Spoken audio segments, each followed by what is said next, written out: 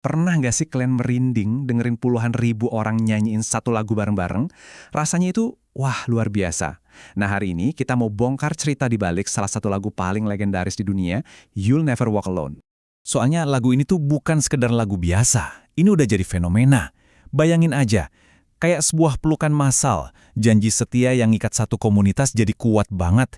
Ini simbol solidaritas dan harapan yang nggak ada matinya. Tapi pertanyaannya, gimana caranya? Gimana caranya lagu yang aslinya buat pertunjukan teater musikal di Amerika bisa jadi semacam sumpah suci buat jutaan orang di seluruh dunia? Aneh kan? Oke, ayo kita telusuri bareng-bareng. Coba deh, bayangin kalian ada di stadion kayak Anfield. Lampu-lampu stadion nyala, terus lebih dari 50.000 suara nyanyiin lagu ini serempak. Itu atmosfernya gila sih. Bisa bikin lawan ciut, dan buat pemain itu suntikan semangat yang luar biasa. Makanya, buat jutaan orang, 4 kata ini, You'll Never Walk Alone, udah jadi janji yang sakral. Ini bukan cuma soal bola, tapi pengingat buat kita semua. Nggak peduli segelap apapun badai dalam hidup kita bakal laluin itu sama-sama. Oke, kisah ini mulainya di tempat yang mungkin nggak pernah kalian sangka. Lupakan dulu deh stadion-stadion megah di Inggris, karena akar dari lagu ini justru dari panggung musikal Broadway. Kaget kan? Perjalanannya itu emang unik banget. Jadi tahun 1945, lagu ini dibuat untuk menghibur karakter yang lagi sedih di musikal Carousel. Bertahun-tahun kemudian, di tahun 1963, band lokal Liverpool Jerry and the Pacemakers bikin versi covernya. Nah, dari situlah lagu ini mulai menggema di tribun supporter legendaris The Cop dan akhirnya jadi milik mereka selamanya.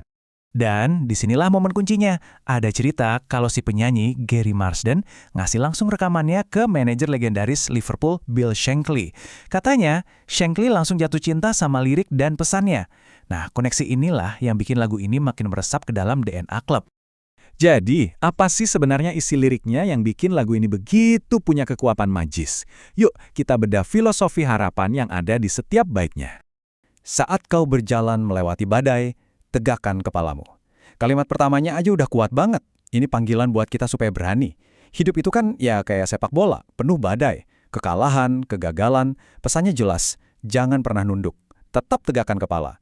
Bahkan di momen paling sulit sekalipun. Dan ini intinya. Teruslah berjalan dengan harapan di hatimu. Ini perintah buat kita untuk pantang menyerah. Terus maju, nggak peduli seberapa pelan langkahnya, karena harapan itu ibarat bensin yang bikin kita terus bergerak.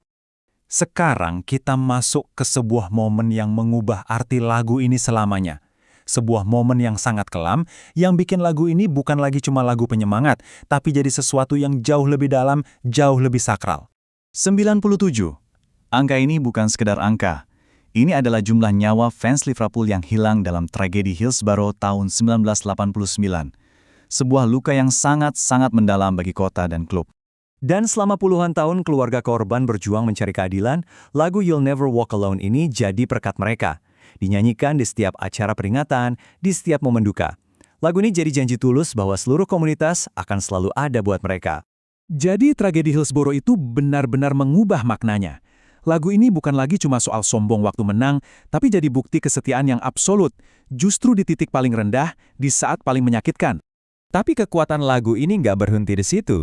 Dampaknya menyebar luas, bahkan sampai terasa di lapangan dan diadopsi oleh banyak komunitas lain di seluruh penjuru dunia. Contoh paling terkenalnya, final Liga Champions 2005 di Istanbul. Bayangin, babak pertama Liverpool ketinggalan 3-0 dari AC Milan. 3-0, harapan udah kayaknya habis. Tapi di saat itulah keajaiban terjadi. Ribuan fans Liverpool yang datang jauh-jauh bukannya diam, mereka malah berdiri dan nyanyiin YNWA sekeras-kerasnya. Suara mereka sampai kedengaran ke ruang ganti pemain. Itu bukan nyanyian biasa, itu nyanyian yang menantang takdir.